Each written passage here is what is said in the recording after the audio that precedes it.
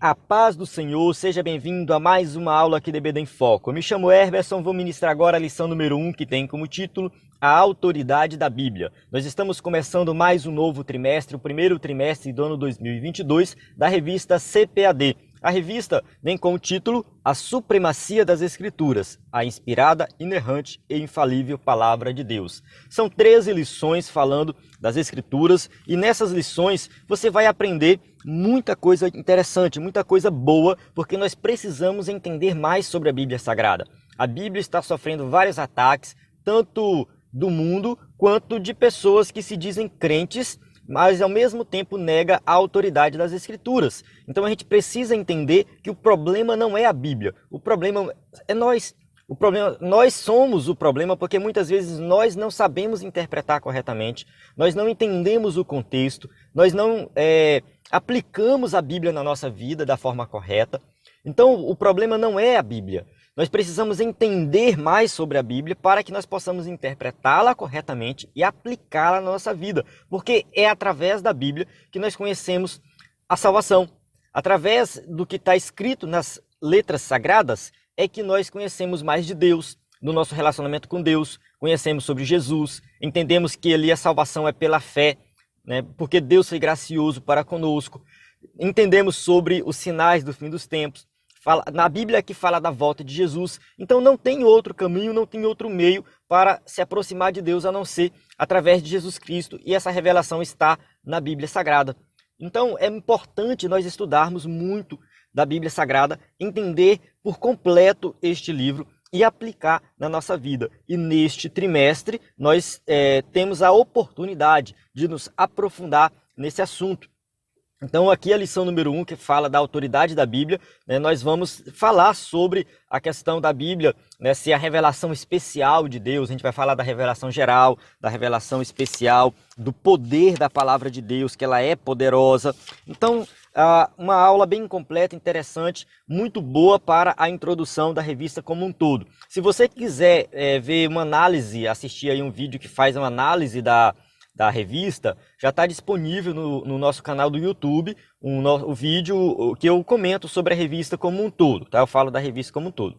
Então aqui a gente vai falar, né, da lição 1 especificamente, e eu convido você a acompanhar aqui conosco essa aula, tá? Da lição 1, eu tenho certeza que vai ser uma bênção na sua vida, já foi na minha, e cada vez que eu leio a revista, já li a lição aqui várias vezes, li o livro de apoio, estudei, eu sou edificado cada vez mais. Então você que é professor da EBD e vai ministrar essa aula, estude, leia, releia, procure material extra, que eu tenho certeza que você vai ser edificado e vai edificar a vida dos seus alunos.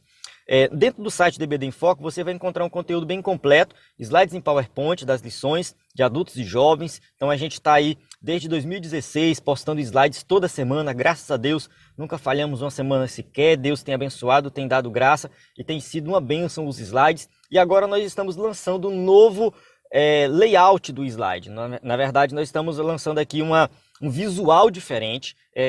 Quem tá acostumado com o slide do EBD em Foco, com os vídeos que eu gravo com slide, vai perceber que é diferente. E eu quero saber a sua opinião, se você gostou ou não. O que você achou desse novo layout, se ele está melhor, se ele está pior, né? Você vai me dizer aí, você que é assinante do EBD em Foco, tem acesso aos slides e usa na igreja, você também vai me dar esse feedback. Eu preciso saber para que possa melhorar cada vez mais. Nossa equipe está trabalhando para oferecer o melhor conteúdo. E além dos slides, a gente tem aula em PDF, aula em áudio, aula em vídeo, que é postada no YouTube, no site.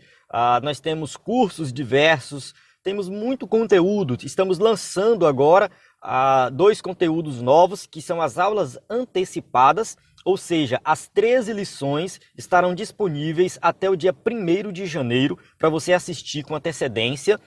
Ela não vai ser gravada com slide, porque o slide ele fica pronto no decorrer do trimestre, tá? Durante as semanas das aulas. Mas a aula em vídeo, onde o ministrante está ali aparecendo, falando, vai ser postada com antecedência até o dia 1º, todas as lições. E nós teremos também playlists de vários temas diferentes, para você acessar outros conteúdos além da revista. Então, o site EBD em Foco está muito bom, muito completo. Conheça lá, ebdenfoco.com. Vamos começar aqui o nosso conteúdo. o texto áureo que diz assim: Bem-aventurados os que trilham caminhos retos e andam na lei do Senhor. Salmo 119, 1. Verdade prática, a Bíblia Sagrada é a autoridade final da nossa regra de fé e prática. Então nós temos a Bíblia Sagrada como essa autoridade máxima e final. Não tem nenhuma revelação extra, não tem nada a mais, nenhum escrito, nenhum livro, nenhuma profecia, nada que venha complementar a Bíblia. Não tem necessidade disso, ela é completa e nós só precisamos dela para ter, né, uma vida cristã completa, plena, até a vinda de Jesus. A leitura bíblica em classe se encontra em Salmo 119, de 1 a 8. Eu recomendo você ler todo o Salmo 119. Vale ressaltar que as lições elas são temáticas, então essa leitura bíblica em classe, de todas as lições, elas servirão de apoio, de complemento, mas essa leitura aqui, esse texto, ele não vai ser explicado com detalhes durante a lição. Eu quero fazer esse destaque porque você tem que entender a estrutura da lição para preparar uma boa aula e para até mesmo aplicar a lição na sua vida. Então essa leitura é uma leitura de meditação que você vai fazer na sua casa. E esse Salmo 119 em especial é muito interessante porque cada verso dele, ele faz uma referência à lei de Deus, à palavra de Deus, aos caminhos de Deus. Sempre tem uma referência às escrituras de forma geral. Então dá uma meditada nesse salmo, tenho certeza que vai ser uma bênção na sua vida. Vamos para a introdução. A nossa introdução aqui, eu já fiz a minha introdução, né? Agora a introdução da revista. A autoridade da Bíblia fundamenta-se em seu autor, Deus.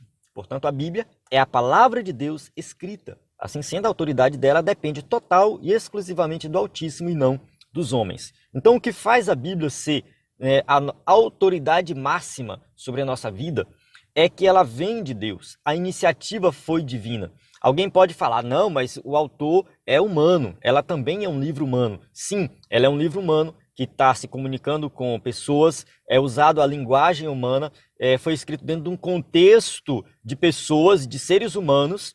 É isso que faz ela ser autêntica, porque ela foi escrita para nós, para o nosso contexto, para nós aplicarmos na nossa vida. Então, Deus tomou a iniciativa e usou esses seres humanos nesse sentido.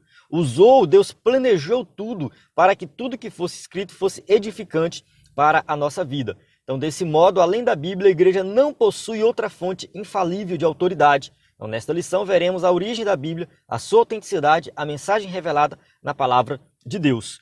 Então, se nós não temos outra fonte de autoridade, nós temos que entender essa fonte que nós temos na nossa mão. As interpretações erradas da Bíblia não são falhas da Bíblia, são falhas nossas. Se tem tanta gente divergindo, tanta coisa acontecendo por aí em nome da Bíblia, o problema não é a Bíblia, o problema são seus intérpretes, que estão usando a Bíblia como massa de modelar para justificar os seus erros. Então, através da Bíblia, se a gente fazer uma retrospectiva da humanidade, muitas atrocidades foram cometidas e tiveram a Bíblia como base. Eu só vou citar uma aqui, a escravidão, por exemplo. A escravidão que aconteceu, a escravidão moderna no Brasil, nos Estados Unidos, nas colônias de forma geral, a exploração dos negros na África, esse período histórico sombrio da humanidade teve apoio da igreja e eles usaram a Bíblia para justificar isso, infelizmente. Mas isso não é um problema da Bíblia. A Bíblia não é o problema são os intérpretes que querem usá-la da forma errada. Então, nós precisamos ver que a Bíblia é autêntica, é a mensagem de Deus revelada e que tem um propósito bom, um propósito agradável. Se alguém está usando a Bíblia da forma para fazer mal a alguém, pode ter certeza que isso não vem de Deus. Tópico 1. A origem da Bíblia e a revelação divina. 1.1. A origem da Bíblia. Pedro enfatiza que os escritos sagrados não têm sua origem nos homens, mas no próprio Deus. Na 2 Pedro 1, 20 e 21, está bem claro, Pedro deixa bem claro que toda revelação, toda profecia vem de Deus. E Paulo corrobora com a mensagem bíblica, que a mensagem bíblica veio do alto, 2 Timóteo 3,16. Então ela é inspirada a palavra de Deus. E também os apóstolos ensinam que a Bíblia foi escrita por homens, porém sob inspiração e supervisão divina. Portanto, as Escrituras são a revelação que Deus faz de si mesmo. Então, podemos até assim pensar né, que quando os apóstolos estavam escrevendo, Paulo estava escrevendo, Pedro estava escrevendo, e até no Antigo Testamento, alguns escritores do Antigo Testamento, os profetas, a gente vê Joel, Malaquias, todos eles escrevendo alguma coisa, na mente deles, eles não estavam pensando assim, eu estou escrevendo algo que no futuro vai ser organizado num cânon, a gente vai falar o que é cânon mais na frente, mas de forma detalhada, mas adiantando, o cânon é a lista de livros inspirados, no caso a Bíblia completa que a gente tem, né? Então, nenhum deles estava pensando assim, isso aqui vai fazer parte de um cânon sagrado, isso aqui vai ser chamado de a palavra de Deus. Eles não estavam com isso em mente. Eles estavam escrevendo para o povo da época deles, para resolver problemas daquela época e denunciar as injustiças daquela época, chamar a atenção para a igreja da época. Então, Paulo, Pedro, todos eles estavam escrevendo nesse sentido. No entanto, Deus, que é soberano, sabe de todas as coisas, já estava planejando para que aquilo ali, aquele escrito, ele permanecesse para sempre e fosse usado na posteridade e fosse usado para nós nos dias de hoje. E o que deixa, a gente vai falar, são muitos temas que a lição 1 é uma introdução geral a toda a revista, né, que a gente vai falar mais na frente. Mas aqui o Espírito Santo já estava ali capacitando esses escritores para que esses escritos permanecessem e que quando nós olhamos para o passado e nós falamos assim, esse escrito tem autoridade, a gente fala isso baseado em quê? Baseado em que Paulo conheceu Jesus pessoalmente, mesmo que depois que Jesus ressuscitou, a gente viu isso na revista anterior. Paulo tinha intimidade com Jesus, ele era cheio do Espírito Santo, e o que ele escreveu, de fato, foi escrito baseado no quê? No que Deus falou para ele, na inspiração do Espírito Santo. Pedro foi discípulo de Jesus, andou com Jesus, então o que Pedro escreveu tem autoridade. Por quê? Porque Pedro estava ao lado de Jesus, teve o ensino direto de Jesus e escreveu inspirado pelo Espírito Santo. Então a gente entende que foi escrito por homens, porém a inspiração e a supervisão foi divina. Tá? É o que está aqui nesse slide. Então dessa maneira, por ter sua origem em Deus, a Bíblia é portadora de autoridade e por isso constitui-se em única regra infalível de fé e prática para a vida e o caráter do cristão. Então a gente, quando a gente for estudar sobre o cânon das Escrituras, a gente vai perceber isso de forma mais clara. Mas adiantando, olhando para os escritores sagrados, como que eles andavam com Deus, a convivência deles ali com a igreja primitiva, a gente percebe, a gente entende, eu estou falando do Novo Testamento, mas no Antigo também, a gente entende que de fato a Bíblia tem autoridade porque quem escreveu realmente escreveu inspirado pelo Espírito Santo, realmente escreveu para tratar de problemas daquela época, mas que são problemas para os nossos dias também, que tem aplicação para os nossos dias. Então ela é a nossa única regra infalível de fé e prática para a vida e o caráter do cristão. A gente só tem que ter cuidado para interpretar corretamente, dentro do contexto que foi escrito, para fazer aplicação para nós nos dias de hoje. E a gente vai aprender isso em lições posteriores. Mas, de início, a gente tem que entender que ela é válida, sim, para os dias de hoje. A nossa declaração de fé professa que a Bíblia Sagrada é a palavra de Deus, única revelação divinamente escrita, dada pelo Espírito Santo para a humanidade. Então, a declaração de fé das Assembleias de Deus vai fazer essa afirmação e toda igreja séria vai ter uma declaração de fé e essa declaração de fé tem que ter algo relacionado à palavra de Deus, dizendo que ela é a única revelação divinamente escrita. Porque tem igrejas por aí que tem outras revelações além da Bíblia, mas no nosso caso é a Bíblia Sagrada. Revelação geral. Qual é a revelação geral de Deus? Chama-se revelação geral aquela em que Deus se fez conhecer em toda parte por meio da história do universo e da natureza humana. Deus se revela ao ser humano. Isso é um princípio básico do cristianismo. Algumas pessoas por aí, não vou nem dizer religiões, algumas pessoas por aí até acreditam que Deus existe. Mas para eles, Deus é uma necessidade filosófica, algo da mente deles. Porque o Deus que eles acreditam, ele criou o universo e abandonou o universo, não interfere em nada. Mas o Deus que nós acreditamos é um Deus que se revela para o homem. Um Deus que quer ser conhecido. Ele se faz conhecer por toda a humanidade, por todos. Tá? E essa maneira que Deus se faz conhecer é chamada de revelação geral e revelação especial. Na verdade, são duas maneiras, pode-se dizer assim, de forma bem ampla, abrangente, revelação geral e revelação especial. Vamos falar primeiro dessa geral, que tem a ver com a história, com o universo, a criação e o próprio ser humano. Na história, a revelação de Deus na história. Deus se revela pela sua soberania. Ele controla o curso dos acontecimentos, remove e estabelece governos e nada acontece fora da sua vontade. Então Daniel 2:21, 4:25, Romanos 11:22 vai deixar bem claro aí que Deus é que coloca reis e tira reis, ele que estrutura a humanidade do jeito que ele quer, ele faz tudo do jeito que ele quer. Então ele tem o controle dos acontecimentos e o curso dos acontecimentos está de acordo com a sua soberana vontade. Então Deus se revela através da soberania. No universo, Deus se manifesta pelo seu poder nas coisas criadas. Então o céu, a terra, o mar e tudo quanto há neles. A revelação geral de Deus através da criação. A passagem de Romanos 1:18-21 deixa isso bem claro, que Deus ele se revela através da criação. O ser humano ele tem que olhar para a criação, olhar para tudo que existe, para as árvores, para o mar, para a terra, para tudo. Falar assim, tem algo a mais, tem algo além disso, tem um Criador, tem um ser superior além da nossa compreensão. Então, Deus ele se revela através da criação. O que a gente precisa compreender, que além dessa revelação geral de Deus, é que Deus ele não pretende salvar o ser humano através dessa revelação geral. A revelação geral é para conhecimento de Deus e não para a salvação, para que a pessoa possa entender que existe um Deus. No ser humano, criado à imagem e semelhança divina, a natureza moral da humanidade, embora de maneira adequada por causa do pecado, revela o caráter moral de Deus.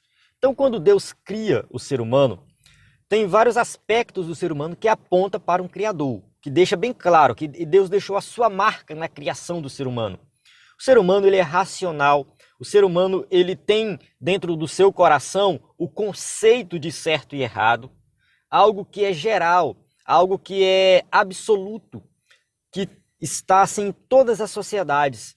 Todo lugar que a gente vai, as pessoas entendem que trair é errado, que mentir é errado, que roubar é errado. Estou dando alguns exemplos apenas. Então esse caráter moral do ser humano, esse caráter de lei moral absoluta que está dentro do coração do homem, ele foi colocado por Deus. É a marca do divino dentro de nós. A ideia de viver para sempre, a ideia do ser humano querer viver para a eternidade, isso também é um caráter, é algo que Deus colocou dentro de nós, uma característica, vamos colocar assim, uma característica do divino no ser humano. Então, o ser humano, ele também governa, ele também tem poder para governar, para organizar as coisas, isso também é uma marca divina dentro de nós. Claro que muito disso está manchado pelo pecado, mas continua dentro de nós. Então, nós temos sim, somos sim a imagem e semelhança de Deus. 1.3, revelação especial. Se por um lado a revelação geral denuncia a culpa humana em rejeitar o conhecimento acerca de Deus, a revelação especial oferece redenção para os perdidos pecadores. Então, através da revelação geral, o homem entende que tem um Criador e que ele se afastou desse Criador. O texto de Romanos diz que o ser humano adorou a criatura em vez de adorar o Criador. E isso vai mostrar o quê? A decadência humana por causa do pecado. Então a revelação geral, ela não salva. Ela não tem o propósito de salvar. É só para levar o homem a conhecer mais de Deus, que existe um Deus, e que ele é um pecador e precisa alcançar esse Deus. Aí a revelação especial que vem suprir essa necessidade. Através da revelação especial é que nós vamos entender o que é a salvação. Ela é o complemento da revelação que Deus faz de si mesmo na história, no universo e na humanidade. Então ela vem complementar. Através da revelação geral, o ser humano conhece quem é Deus. E através da revelação especial, ele conhece quem é Jesus e a salvação. Então reconhecemos a revelação especial tanto no verbo vivo, Jesus Cristo, quanto nas escrituras sagradas. Então aqui a gente entende que tanto a Bíblia quanto Jesus faz parte da revelação especial de Deus para conosco. Então essa revelação especial é através dela que nós alcançamos a salvação. É por meio da revelação contida nas Escrituras que conhecemos a pessoa de Cristo. João 20:31. Estes, os sinais, porém foram escritos para que creiais que Jesus é o Cristo, o Filho de Deus, e para que, crendo, tenhais vida em seu nome. Então, João, quando escreve o seu evangelho, ele escreve com um único propósito: fazer com que as pessoas creiam que Jesus de fato é o Filho de Deus e que, né, crendo nele, nós possamos o quê? Ter vida eterna. Então, a revelação especial tem o propósito de nos conduzir à salvação. Deus, ele não foi aquele Deus que se mostrou para a humanidade e falou assim: olha, eu existo, estou aqui, mas não tem solução para vocês. Vocês estão condenados e ninguém vai se salvar. Não, não.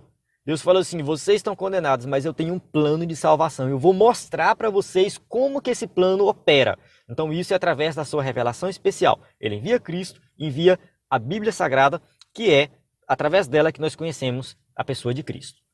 Tópico 2. Evidências da autenticidade da Bíblia. Vamos nos aprofundar mais nessa questão da autenticidade das Sagradas Escrituras. Evidências internas. A palavra autenticidade tem origem no grego, autentis, como significado daquilo que é verdadeiro. Quando aplicado às Escrituras, o termo indica a autoridade da Bíblia. Nesse sentido, a Bíblia autentica a si mesma. Então, a gente tem na própria Bíblia registro da sua autenticidade, da sua autoridade. A própria Bíblia vai se autenticar. Destacam-se evidências internas. Quais são elas? Unidade e consistência.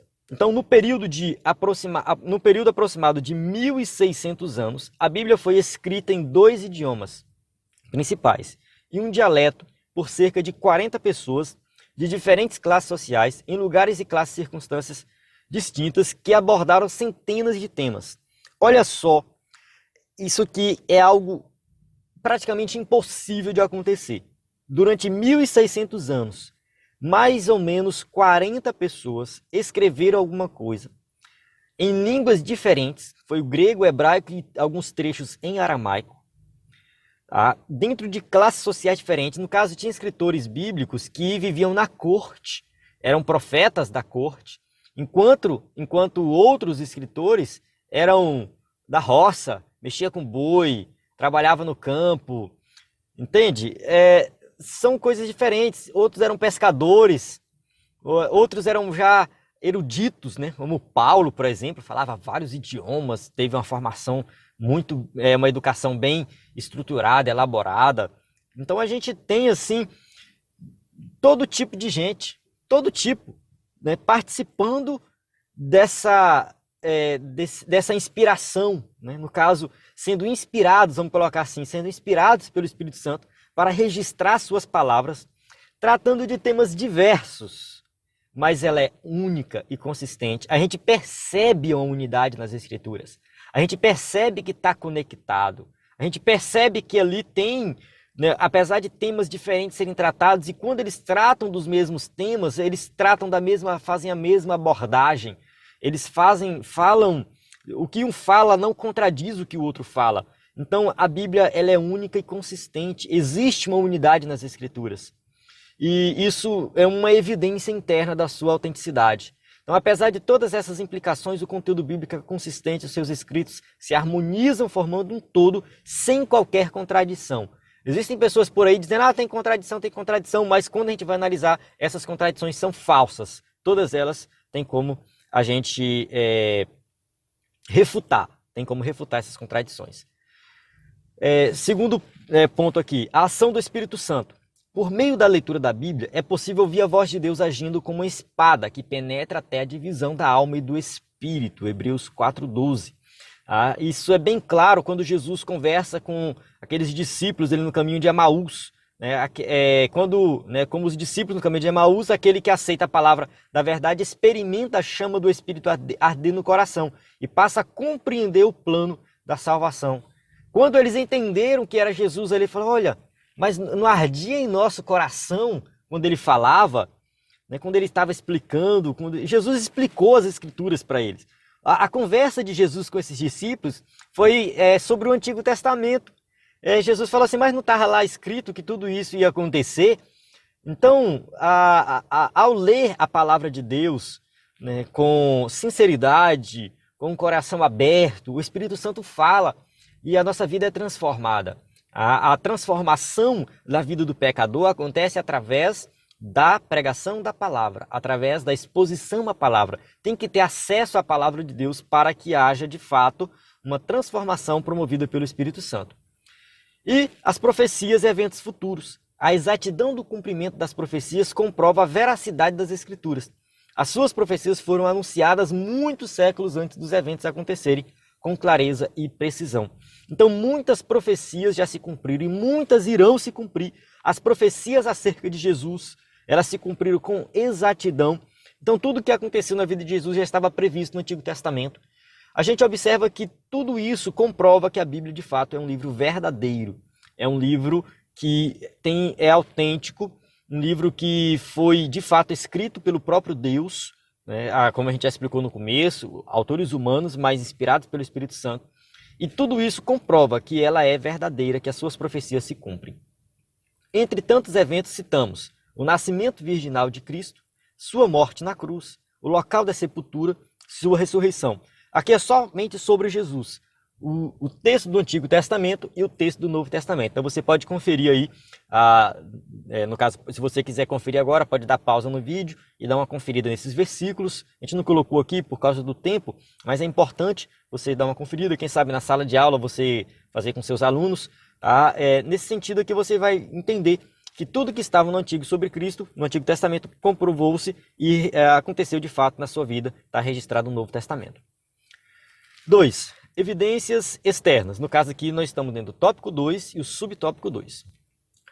Compreende-se como evidências externas aquelas em que os acontecimentos narrados nas Escrituras são também ratificados por outras fontes históricas. Por vezes, essas comprovações se identificam e se fundem aos conceitos de inerrância, isto é, que a Bíblia não contém erros.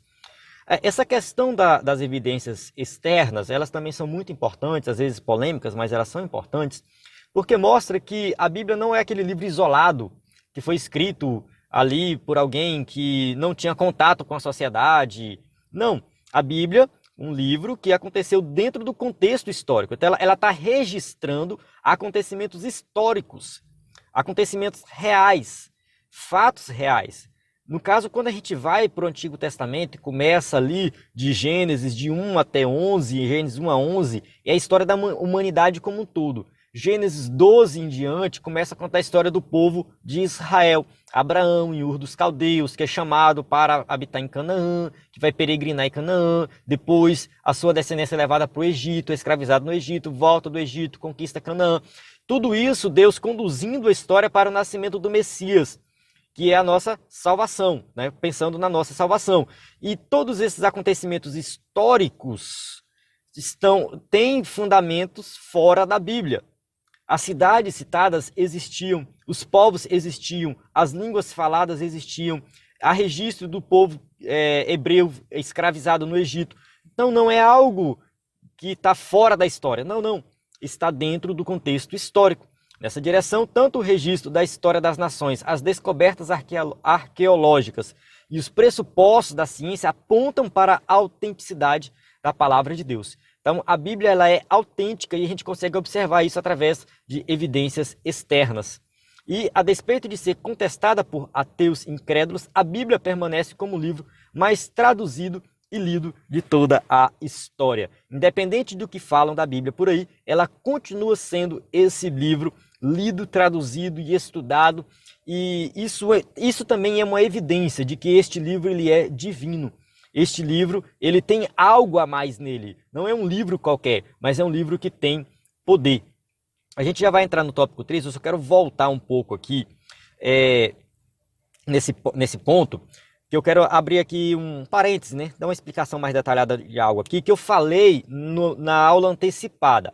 Então a gente está com as aulas antecipadas, que é uma aula que eu gravei primeiro do que essa, tá? Uma aula que eu gravei primeiro do que essa aqui, que já foi postada no site EBD em Foco antes, com antecedência, para quem quiser estudar as aulas com antecedência. Vale ressaltar que todas as aulas das lições vão ficar disponíveis aí antecipadamente. Se Deus quiser, até o dia 1º de janeiro, tá? Você pode acessar o site EBD em Foco para ver as aulas das lições futuras, 2, 3, 4, 5 até a 13. Nessa aula antecipada eu falei algo sobre a questão da ciência. O irmão até falou comigo, depois entrou em contato comigo pelo WhatsApp e falou, olha, gostei dessa parte. Por que a questão da ciência? Porque muita gente, quando fala da ciência e da Bíblia, começa a confundir as coisas. Como se a Bíblia fosse um livro científico, tivesse o propósito de ensinar ciência. Porque a Bíblia e a ciência se contradizem, elas não são duas coisas que são duas linhas paralelas que nunca se cruzam, porque uma não tem nada a ver com a outra. No caso, assim, se você acredita na Bíblia, então você não pode acreditar na ciência. Se você acredita na ciência, você não pode acreditar na Bíblia, como se fosse algo contraditório. Não, isso, do meu ponto de vista, isso é uma perda de tempo. Por quê? Porque a Bíblia, ela não tem o propósito de ensinar ciência. Quem está estudando ciência usando a Bíblia está fazendo algo errado. A Bíblia tem um propósito de falar de salvação. Ela quer apresentar para nós salvação, o caminho da salvação. É o plano de salvação sendo executado na humanidade. A preocupação de Deus com cada ser humano individual. É isso que a Bíblia trata. A ciência é algo que é usado para o nosso bem. Nesse exato momento eu estou usando ciência para gravar esse vídeo. Eu estou num local com ar-condicionado que tem ciência por trás, usando um aparelho tecnológico que tem ciência por trás. Vou usar a internet para postar esse vídeo, você vai usar a internet para assistir. Então a ciência está aí para fazer o bem para nós. A ciência é algo bom, é algo maravilhoso, nós temos que usar a ciência. Tudo que a gente faz tem ciência. A roupa que a gente usa tem ciência, o óculos que a gente usa tem ciência. Todo lugar que a gente vai, a casa que a gente mora, tudo fruto do desenvolvimento científico. Só que a ciência, ela evolui. A ciência não é algo estático. A ciência não é algo que responde todas as perguntas. Na verdade, quando você responde uma pergunta na ciência, surgem mais 10 perguntas para serem respondidas. Então, quando se alguém fala assim, a Bíblia não é compatível com a ciência, eu vou perguntar, qual ciência você está falando? Porque a ciência de 2000 anos atrás é uma. A ciência de 1000 anos atrás é outra. A ciência de 50 anos atrás já é outra, diferente da de hoje. Porque a ciência vai evoluindo. Antigamente, os cientistas, os homens mais inteligentes e estudiosos, acreditavam que a Terra era o centro do universo. E depois descobriram que não, que a Terra gira em torno do Sol, de uma estrela. E que essa estrela faz parte de uma galáxia. E tem bilhões de galáxias, que o universo é imenso. Então, a própria ciência mudou o seu entendimento da posição da Terra no universo através de observações e questionamentos. Então, assim, a ciência vai evoluindo. A teoria da evolução de Darwin, quando ele publicou A Origem das Espécies, foi a ciência mais evoluída nesse sentido. Hoje, com o desenvolvimento da genética, principalmente, a teoria da evolução de Darwin já mudou. Ela já é ultrapassada. Ela continua valendo os pressupostos básicos da evolução, mas o livro A Origem das Espécies de Darwin ele não tem mais valor científico, ele tem valor histórico. Porque a evolução ela já é tratada de uma outra maneira, um outro entendimento muito mais profundo do que Darwin. Então, assim, a ciência ela vai evoluindo, ela vai mudando. A própria teoria do Big Bang, ela é uma teoria recente, década de 80 para cá, que os cientistas foram aceitar essa teoria através de observações. Antes da década de 80, a maior parte dos cientistas acreditava que o universo era estático. Eles não acreditavam na origem, o universo teve uma origem. Então, a gente pode até falar assim, olha só, a ciência acredita que o universo teve origem, a Bíblia também, então é compatível. Não precisa fazer um auê em cima disso, porque daqui a pouco a ciência pode mudar o seu pensamento, a sua interpretação através dos dados observáveis. Então, assim, cuidado para não ficar querendo dizer que a Bíblia contradiz a ciência, que a ciência contradiz a Bíblia. Não tem nada a ver uma coisa com a outra, são propósitos diferentes. A ciência tem um propósito, ela tem que evoluir, ela tem que avançar, ela tem que descobrir coisas novas. Então, se a gente ficar querendo debater isso, a gente vai perder o tempo, perder o foco. Qual é o verdadeiro propósito da Bíblia? Falar de salvação. É isso que a gente vai falar agora no tópico 3, a mensagem da Bíblia. Tá? Vamos para o terceiro tópico. A supremacia da Bíblia.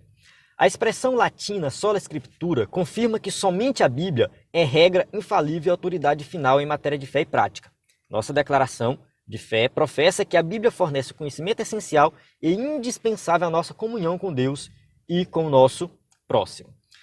O sola scriptura é chamado de legado, um dos legados da Reforma Protestante. Foi criado essa ideia, sola scriptura, sola fide, solo Dio, enfim, que é somente Deus, somente a Bíblia, somente a fé. São 5, né? Os 5 sola. Eles foram elaborados alguns anos após a Reforma Protestante. Não foi exatamente na Reforma, mas foi alguém analisando a Reforma e falou assim, isso aqui é um legado da Reforma. Então, quando a gente coloca a Bíblia, somente a Bíblia, como regra de fé, principalmente foi o que Lutero fez ali, quando ele, né, começou a debater com a Igreja Católica, né, que ele pertencia à Igreja Católica, propôs uma reforma e foi expulso. A ideia é que não fosse a Bíblia mais a tradição, mas que fosse somente a Bíblia. A ideia era essa, somente a Bíblia. É somente a fé que salva.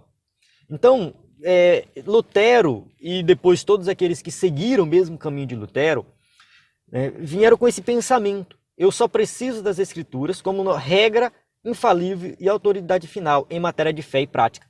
Eu não preciso de qualquer outra revelação extra e nem qualquer outra tradição ou qualquer outra coisa. Somente as Escrituras.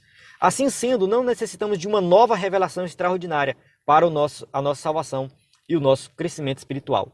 Recentemente eu ministrei uma aula que eu falei sobre profecia e eu toquei nesse assunto. A profecia ela tem que ser julgada de acordo com as Escrituras. Quando alguém chega, porque é esse que eu te digo, o Senhor está falando tal coisa. Peraí, vamos combinar isso aqui que você está falando com as Escrituras para ver se tem fundamento. Porque se não tiver, revelação extra não vale. Tá? Qualquer revelação extra, ela pode, que vem contradizendo a Bíblia, ou querendo complementar a Bíblia, ela vai ser uma heresia. A revelação, a profecia, ela tem o seu papel no meio do cristianismo, no meio da igreja, mas a gente tem que analisar isso com cuidado, não é o objetivo dessa aula aqui. Então, a Bíblia, ela vai servir como a palavra final, no fim de todas as coisas, que nós vamos julgar as profecias através dela. Significa que todas as doutrinas necessárias para a salvação já nos foram transmitidas pelas Escrituras e que nenhuma tradição humana pode acrescentar ou retirar alguma coisa. Assim, ratifica-se que a Bíblia é a fonte final de autoridade. Então, não tem nada a mais para acrescentar na nossa salvação, da explicação da salvação. Porque de vez em quando surge por aí uma religião nova, uma seita nova. Porque estão fazendo tudo errado e tal, então a gente precisa de uma revelação extra. Não, se estão fazendo tudo errado, é porque estão interpretando errado. Mas a Bíblia ela continua sendo verdadeira, a nossa fonte fiel da palavra de Deus. Então o que a gente precisa fazer é se humilhar, estudar mais, orar mais, pedir a direção de Deus para interpretar corretamente. Mas uma revelação extra não é necessário. A revelação nós já temos. O poder da palavra de Deus. O seu poder se assemelha ao fogo que consome e purifica, bem como o martelo que despedaça a penha. As qualidades de fogo e martelo indicam que nada pode impedir o cumprimento da palavra de Deus. Então a palavra de Deus, quando ela vai se cumprir, ponto final. Ela é poderosa. É fogo e martelo. Nada pode impedir que ela se cumpra. O fogo tem a ideia de consumir e purificar. Tem ideia de juízo também. Então a gente observa o quê? Que a palavra de Deus, ela tem poder, ela é poderosa. O seu poder também é capaz de derrubar fortalezas espirituais que fazem oposição ao conhecimento divino. 2 Coríntios 10, 4 e 5. Então, as forças espirituais, demoníacas, seja o que for, elas serão derrubadas através da palavra de Deus. A Bíblia é poderosa, ela é poderosa para destruir as fortalezas espirituais. Qualquer tipo de ação sobrenatural, demoníaca, a palavra de Deus é suficiente para vencer. A palavra de Deus tem poder tal qual uma espada para penetrar o mais íntimo do ser humano e julgar os pensamentos e intenções do coração. Hebreus 4:12. Quando tentado no deserto, o próprio Cristo derrotou Satanás usando o poder da palavra. Ele venceu as sugestões do diabo ao fazer citações das Escrituras. Jesus cita Deuteronômio. Jesus vence Satanás citando o Antigo Testamento. Olha aí quem diz que o Antigo Testamento não tem valor, né? Mas tem valor sim. Ele cita o Antigo Testamento e através, né, da palavra de Deus registrada em Deuteronômio, Jesus vence Satanás. Então a palavra de Deus ela tem poder. Né? E a gente vai falar agora do propósito da Bíblia, eu quero já fazer a ponte aqui. O que leva alguém a se converter e se arrepender dos seus pecados é a palavra. Tá? O Espírito Santo vai operar no coração depois que a pessoa ouve a palavra. Então, vamos lá. A nossa declaração de fé ensina que a Bíblia é a mensagem clara, objetiva, entendível, completa e amorosa de Deus, cujo alvo principal é, pela persuasão do Espírito Santo, levar-nos à redenção em Jesus Cristo. Olha só, é a mensagem clara, objetiva e entendível. A mensagem de salvação ela é simples, ela é clara, ela é direta. Todo mundo consegue entender. É uma mensagem fácil de entender. O alvo principal é pela persuasão do Espírito Santo, ou seja, quando a pessoa ouve essa palavra e o Espírito Santo toca em seu coração, ela vai se render a Cristo, ela vai se arrepender dos seus pecados, ela vai abandonar aquilo que ela fazia de errado e fazer tudo que é certo. Tem um novo nascimento, é uma nova criatura, mas tem que ter a palavra. O poder opera pela palavra. O poder não opera do nada, assim, surgiu aqui o Espírito Santo, do nada. Não, é pela palavra, é a ação da palavra. É por isso que aquelas pregações que não tem palavra, que não prega a palavra, que não expõe a palavra, são pregações vazias. Porque como que o Espírito vai operar se não tem palavra de Deus? Nela também se encontram revelados os códigos morais para a sociedade. Ratifica-se que a moral bíblica não se relativiza, pois seus valores são absolutos. Então os valores cristãos eles são absolutos. A sociedade pode ter os seus próprios valores, as suas próprias leis, as suas próprias permissões. A sociedade pode ter aí uma moral relativizada, ela pode ter o que for, mas nós vamos seguir a moral bíblica, que é absoluta e não é relativista. Por mais que a lei humana permita tal coisa, a gente tem que olhar para as Escrituras e falar assim, isso aqui é certo? Será que agir dessa forma aqui é correto? Será que a Bíblia apoia isso aqui? Então eu particularmente não sou muito preocupado com as leis que são aprovadas. O que o mundo está fazendo, isso é problema do mundo. Eu tenho a minha lei que eu vou seguir, que é a palavra de Deus. E a minha família vai seguir a palavra de Deus. O que o mundo pensa é problema do mundo. O que as leis humanas vão permitir ou proibir, isso é problema deles. Eu vou seguir aquilo que a palavra de Deus ensina. Esse é o meu lema para viver nessa sociedade corrompida. Eu não fico esperando que as pessoas do mundo venham a seguir as Escrituras. Até mesmo porque isso seria contraditório, porque só é possível entender as coisas espirituais se a pessoa se converter. Paulo escreve ali aos Coríntios que o homem natural não entende as coisas espirituais. Então nós não devemos, em hipótese alguma, achar que a sociedade como um todo vai seguir a moral bíblica. Não vai seguir. Só segue quem se converte. Então quem tem que seguir somos nós, que apesar de sermos cidadãos brasileiros, somos cidadãos do céu. Nós temos uma pátria. Paulo fala, né? Nós temos uma pátria que está preparada para nós. Então essa pátria, nós já pertencemos a ela. Nós não vamos pertencer à pátria celestial. Não, nós já pertencemos à pátria celestial. Nós já fazemos parte de uma comunidade diferenciada. Nós já temos a nossa própria Constituição, que é a palavra de Deus. E eu não preciso forçar ninguém a viver isso, porque isso é vivido de forma espontânea e livre pelo Espírito Santo. Então o que me leva a crer na Bíblia e seguir a Bíblia é o Espírito Santo que está na minha vida. Eu tenho que pensar dessa forma. Quem não tem o Espírito Santo não vai seguir. Então deixa o mundo para lá. Deixa o mundo se autodestruir. Em Romanos, Paulo coloca que Deus os entregou para praticar todo tipo de torpeza. Então isso aí, eles vão só acumulando condenação para eles. E nós, como crentes, vamos olhar para a palavra de Deus e falar assim, não, eu quero seguir isso aqui, porque isso aqui é a vontade de Deus para a minha vida. Nessa compreensão, a Bíblia é a revelação de Deus e de sua vontade à humanidade. Dessa forma, o compromisso inegociável da igreja deve ser de fidelidade e propagação da mensagem bíblica para a salvação e libertação dos pecadores. Então, se a gente quer ver a sociedade transformada, a sociedade diferente, a gente tem que pregar o evangelho. O que vai diminuir o número de homossexuais, a questão da ideologia de gênero, homossexualismo, não é uma lei no Congresso. A lei do Congresso não vai proibir nem vai mudar a vida de ninguém. O que vai diminuir é nós, crentes, pregarmos o evangelho e pessoas se converterem. É isso que vai diminuir o pecado. O que vai diminuir a taxa de homicídio é a pregação do evangelho para que as pessoas possam se converter.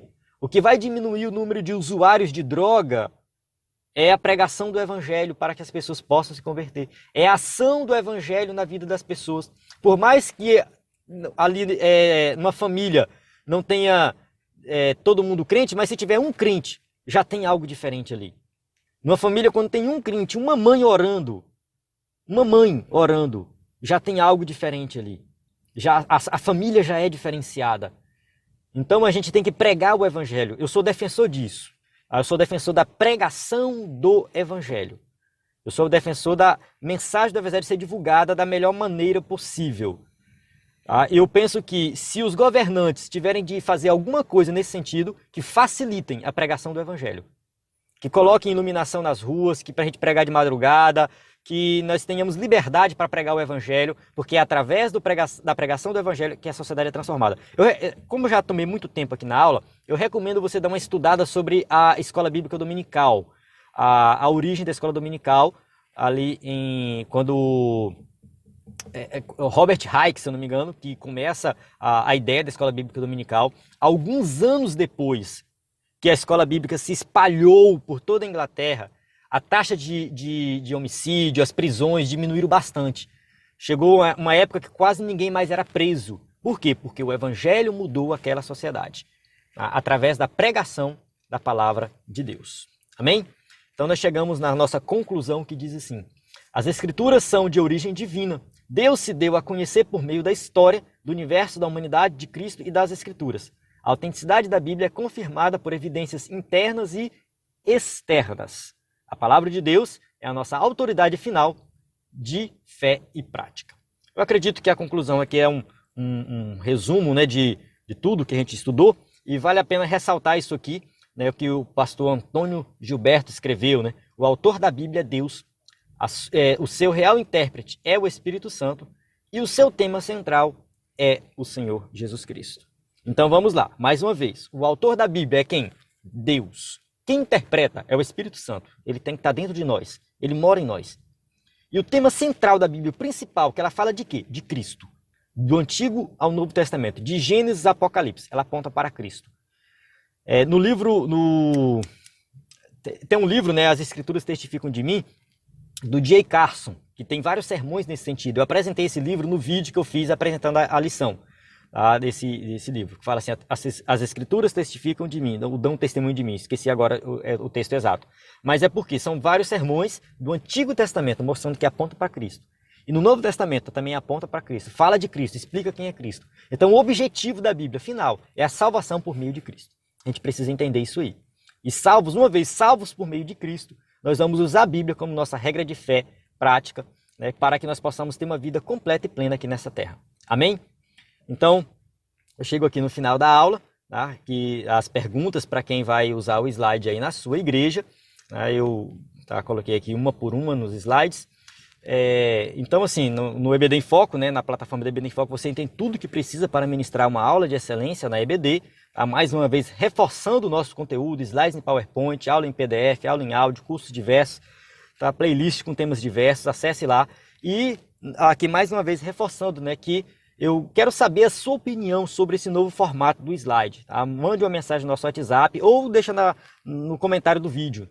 Qualquer coisa, se for mandar no WhatsApp, o nosso número é esse aqui, 94 98409 2869. O que você achou da aula, o que precisa melhorar, o que precisa melhorar em relação ao slide, fica à vontade. Você que é assinante da EBD em Foco, que usa o slide da sua igreja, você também pode entrar em contato conosco, dando o seu feedback aí desse novo formato. Eu encerro aqui.